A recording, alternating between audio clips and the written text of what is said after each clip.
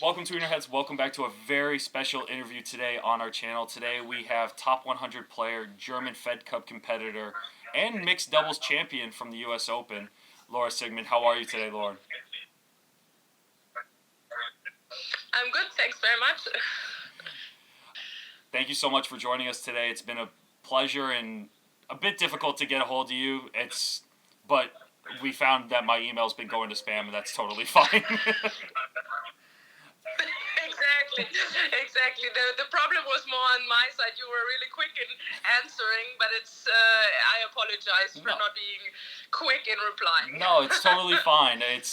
I'm surprised that someone of your caliber even responded to me, so I'm very happy that you did. No, I try to get on top of my mails and requests and all that, and what I can, I try to do it personally. So I feel like but I'm a little bit late sometimes, therefore. No, it's totally fine. I feel like you're one of the few that answers her own emails, and for being a top player, gets to interact with more of the commotion that people don't see. Yeah, I mean, it depends a little bit on the request, and but if something is like, I checked you out on YouTube, and I thought that's really nice to look behind the tennis scene a little bit, and that's always interesting to me. So that's why there are also requests where I don't reply. So I'll take that as a good sign. I'm doing something right. Yeah, it's a very positive. Exactly. So to start off this interview, I think the first thing we have to talk about is, I think in 2012, we get straight into it. You quit tennis in 2012. And you studied psychology at the time, and I wanted to know why you quit tennis. I think one other WTA player that I learned quit tennis during the mid of her career was Sveta from Latvia. She was another player that quit. And I wanted to get your perspective of why you decided to quit kind of in the middle of your 20s and kind of get that perspective. I've been playing tennis for a long time, and at that point, I worked really hard. I was a great junior, and probably didn't meet the expectations that were, set into me. But I tried to find my own way in the tennis world, and it was not easy, to play ITFs and being pretty limited financially also. And in my mid-20s, then it was a time where I wanted to make a living from tennis. I love to play tennis, but I always wanted to be a pro. Now that's a thing that's very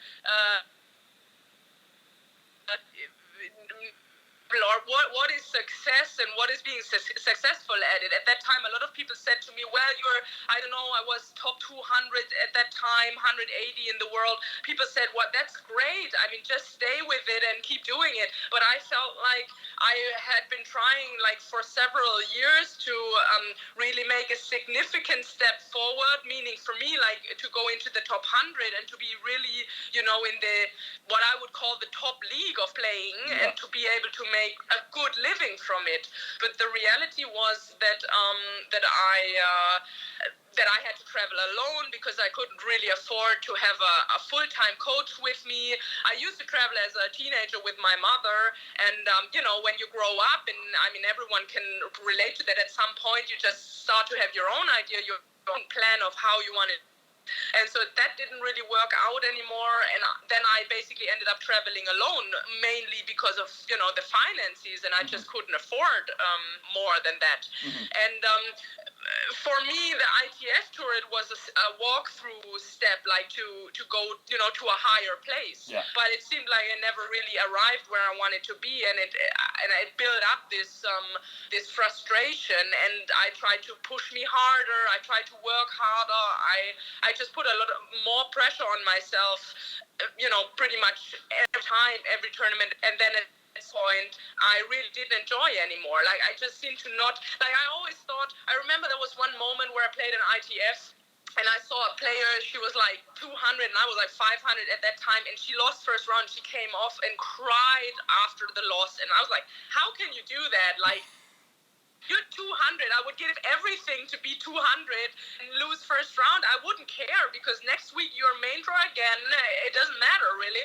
Wow. But when I was 200, it was the same thing. I was so disappointed, and the higher I got, the more I was asking for myself, and I never found some level of contentment. And then, and that was when I was 180. That kind of hit a peak, and I just decided. I spoke with my coach, and I had so much.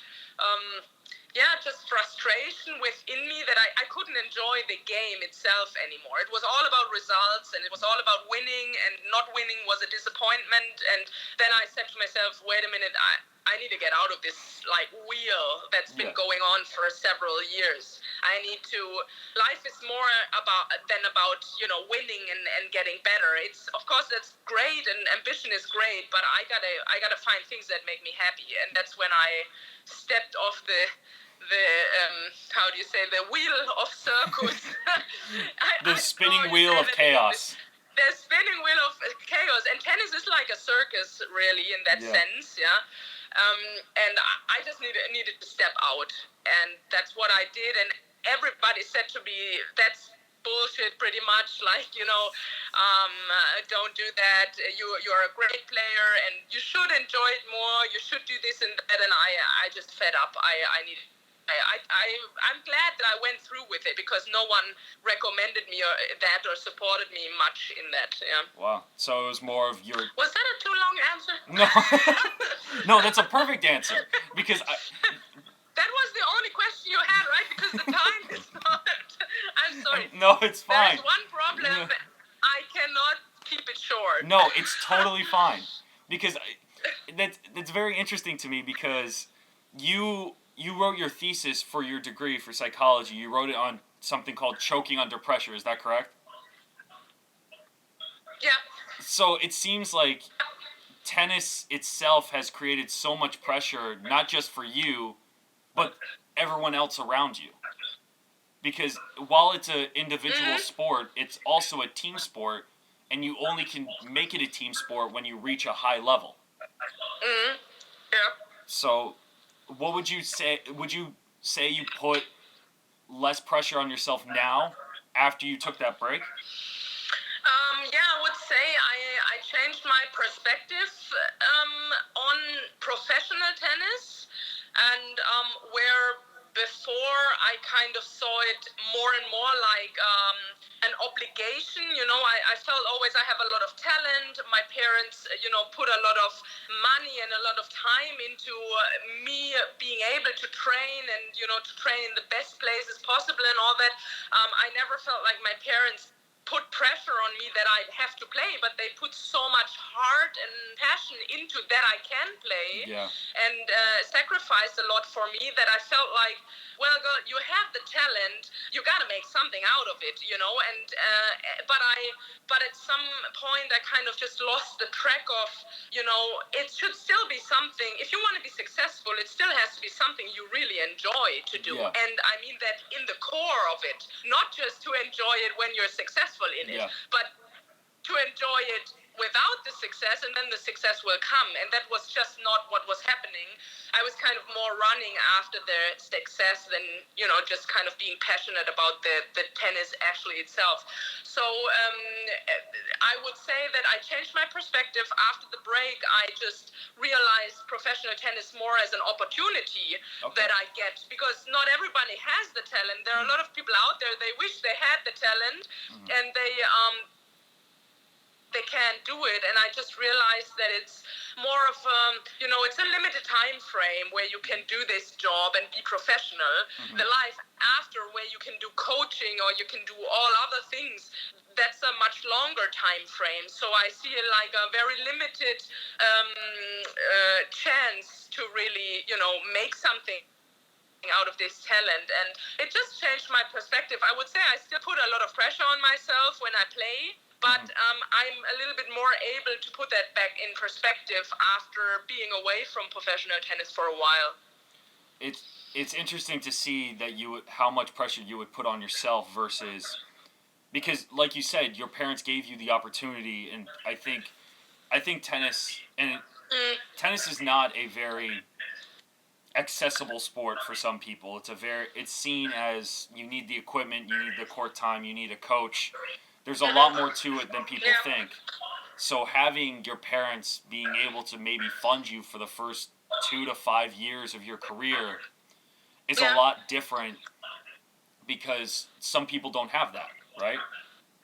Yeah, exactly. It's one of the big downsides for tennis that it's not really one of the cheapest sports, rather one of the most expensive, and that means equipment and also the time that you have to invest. Like, I mean, my mom was basically a taxi driver for me. She drove me she picked me up from school, she drove me to my tennis lesson, then she waited there around reading, then she took me back, she took me to the gym and all that. I mean, that's, if my parents wouldn't both like really want that or want to support that, it would have been really easy to say, okay, that's just getting too much, we're not doing that. Like, that's just kind of, going in the whole family's lives, basically, like affecting everybody's life, even my brother and my siblings.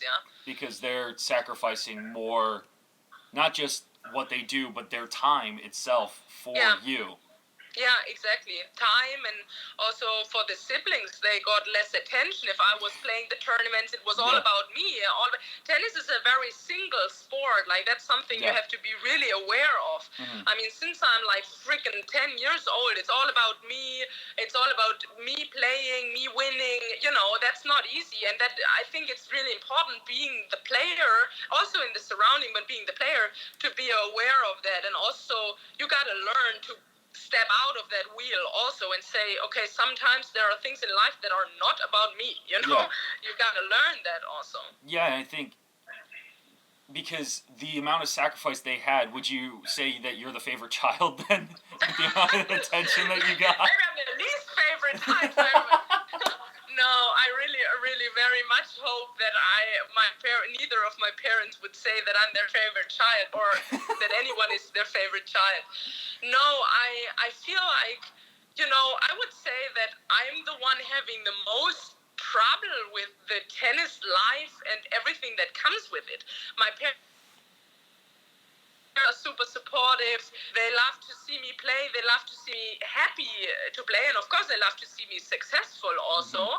But my brother, he's also like, he loves to join and be on the tournaments, and he's really proud of me. Like, sometimes you hear other people what your parents or your brother said about you, as the player you are, and you're like, yeah, they don't say that directly to me. I hear that from around.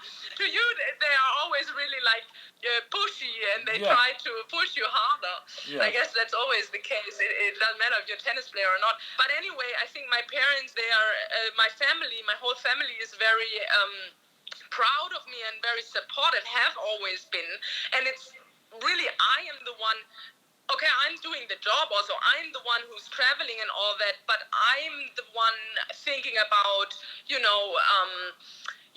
it's one part of me, and sometimes, or there have been times in the past, and even now, where it's almost too much. It's your job, and you want to do it, and I love tennis, but there are also other things to life, and you got to find balance, and I'm looking for that maybe more than my parents or my family is.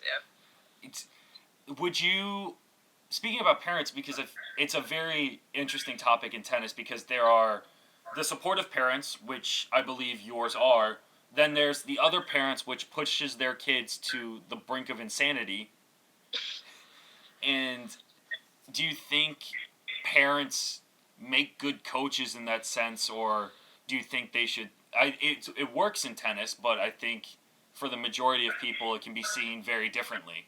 What do you think about parents being their ultimate coaches, not just in life, but on the tennis court as well? Yeah, also my parents, they are not of any professional sport. Like, they're just hobby tennis players, basically, passionate hobby tennis players. But that's a big difference. I see a lot of not only pro tennis players, but pro athletes where the parents came or have some kind of connection to pro sports already, and that's why they know a little bit more, and that's why also the kids will, have a little bit of an advantage. In my case, that's not the case. My parents have no idea what's going on, and they had to get advice from, other people, other experts, and that's also why I had to take one other detour sometimes, with coaches and with just, moving forward in my career. But anyway, to come back to your question, I think obviously we see in tennis it can work very that parent is, successfully and long-term the coach of their child. Caro Wozniacki, for example, is a great example. But I think it is always for sure not an easy constellation. It doesn't matter if it's a parent or, a brother or the boyfriend being involved in the job, because you mix job and personal, like business and personal life, and I think this is always difficult. But it's manageable, and some people do it really well. I would still say, but that is maybe my personal opinion, I don't know if that's true, I don't have the stats about that, but I would say there are many more like tries in the background where family, like where parents try to coach their children, or any other like personal relationship, they try to make a business relationship work and it actually fails, and they're starting, they're finding other solutions. I think this number is somewhere in the dark, probably much higher than the number that it's working out. And especially parents, I mean, I know by myself a lot of examples where the parents were, mostly the father was the coach, and it just wasn't working, and it's caused a lot of problems and a lot of also psychological stress for the player. And in the end, the player grows up and kind of outgrows that. I don't. It's not easy for me to say it in English. Kind of to be stuck in the system of the parent, or what the parent thinks is right for you, and kind of outgrows that, and in the end does their own thing. And in the best case, then still keeps a good relationship to the parent or parents, or in a bad case, doesn't keep a good relationship to them. I would say, I personally think the number that is not working out is probably higher. Where it's working out, but that's a very individual thing. I think it definitely comes down to whether or not it clicks or not. I think, like you said, Wozniacki, now Sophia Kenin with her dad as well. There's a lot of examples. I think it's a process, and both have to kind of grow. It's like with any other coach, just that the personal aspect kind of interferes with that also, but in any long-term work relationship, you gotta grow together. You grow through the the high waves and the low waves, and you gotta invent yourself new in order to go forward. And that is the same with a parent and a player, that they if they can manage to grow together and to kind of keep adjusting to each other, I think then it can be a long-term work. If that doesn't happen, and for example, the parent doesn't give the player that's getting more mature with age more room to also speak their own ideas, then it's not going to work. At some point, it's going to collide. So, that's my belief. Yeah. And I think for you as well, your coach is also your second half, basically, correct? It's also, in my case, it's not easy. My boyfriend is really my hitting partner. That's how it started out. But I have a very complicated coaching situation. So my German coach that I've been working with for basically 10 years, he can't travel anymore. He has family, and he decided to stay more home, and he couldn't travel anymore. So I ended up in the end traveling with my boyfriend, and of course he's a tennis player. He plays really well himself. He played on the ITF tour, so he knows a lot about tennis. And for me, it's great to have an outside perspective. But it wasn't meant that he was supposed to be my coach or anything. It just ended up happening because we're both on the court. I pretty much don't have a travel coach right now, and so it ends up that he helps coaching me also. I was curious about that, because both of you, well, first of all, I think he has to realize that you're such a better player than he is, no matter what. And I hope you let him realize that too. That's in relation, not if we play against each other. In relation, but not if we play against each other. And how do you keep it separate? Because I've always been curious to kind of understand how that works. Because for me, for a player, you're very emotional, and you can never. Sometimes I feel like ideas can get conflicted, and your emotion can take over your whatever it is off the court with your significant other. How do you keep that separate? Well, it's not easy, and also we are sometimes struggling with it, and I just try to keep, or we just try to keep a good communication level up, that we speak about the things, that we are very organized when it comes to our business work, basically, to the practice, the structure on court, and we try to not take things off the court with us. But I have to admit, it's really not easy all the time, and especially when things are going well, it's always great. But when things are not going so well, then it's not easy to keep up.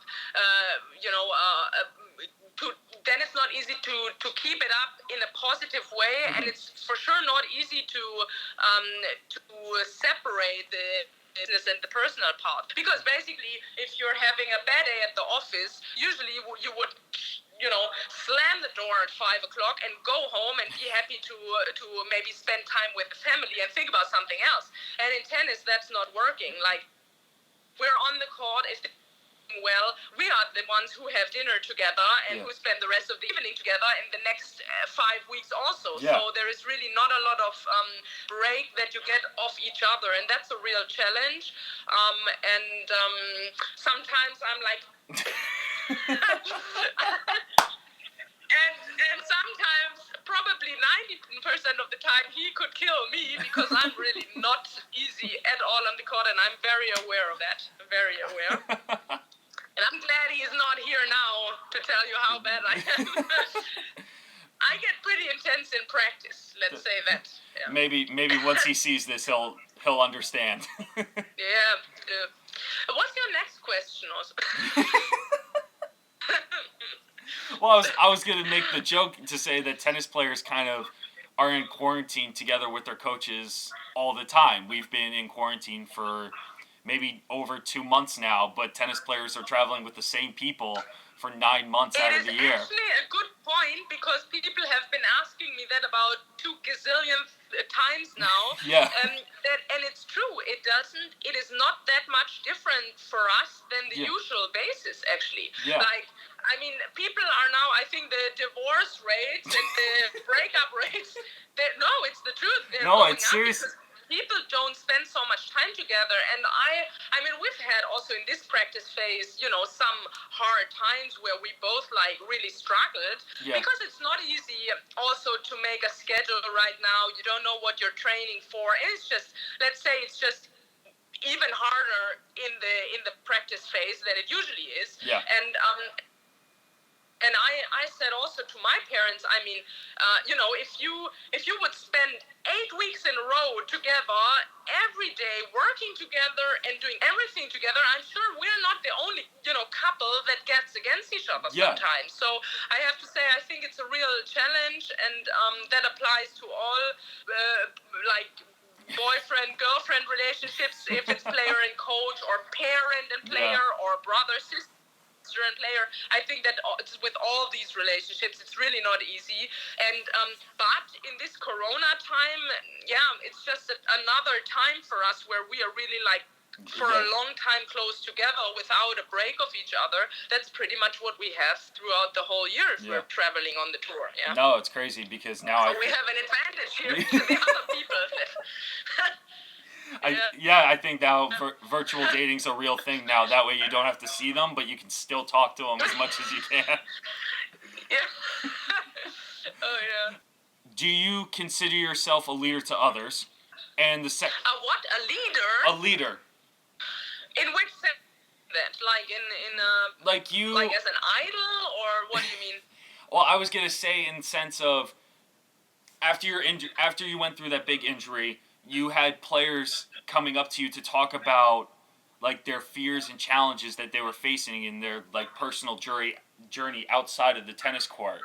did you feel, after you overcame that, did you feel like more empowered to talk about this journey and more difficult situations with others after that happened?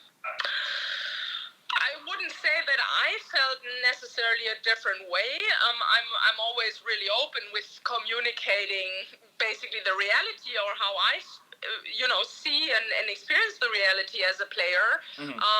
But I feel like that after my injury and coming back and the things I did, studying psychology, and during my injury I did other things. I spoke on coaches conferences and for other companies. I did I held, I don't know how you say, I held speeches about performance under pressure, that kind of thing.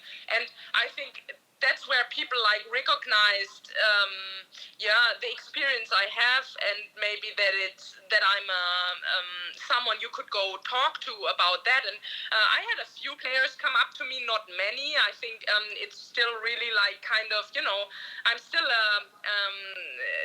how do you say no, I'm lacking the word, like the opponent. I'm still an opponent. Yeah. So it's not easy to kind of open up about maybe fears or insecurities that you have, and that is has always been like that, and it will probably always be like that amongst the players. But anyway, I feel like the recognition was more there, probably because also my studies and all that people felt like, hey, she's really maybe not only from a professional from the active player side, but a little bit more of a professional also from the theoretical side in psychology. Yeah. But absolutely. I didn't feel different about that very much. Okay. But I think I was seen different from the people, from other players or other people. Amazing. I like that. And my last thing for you is I found a quote that Naomi Osaka said about you. And she said, I think part of her game is to find out how to irritate the other person. Would you, to irritate? To irritate. Because Interesting. because you're a grinder, you're a fighter on court, you play with such high intensity. I feel like with that intensity, it can get under people's skin. Would you agree with that? Yeah, I mean, I wouldn't say that definitely, I would say I'm trying to find the weak spot of someone's game, and I'm trying to take advantage of that, and that's part of the game. That's what you try to do. But of course, there are some players, they have their game and they play it no matter what. And I don't think I'm that kind of player. I'm more the kind of player that adjusts to the opponent and that tries to kind of analyze their game and try to find the weak spots and work with those weak spots more. Yeah.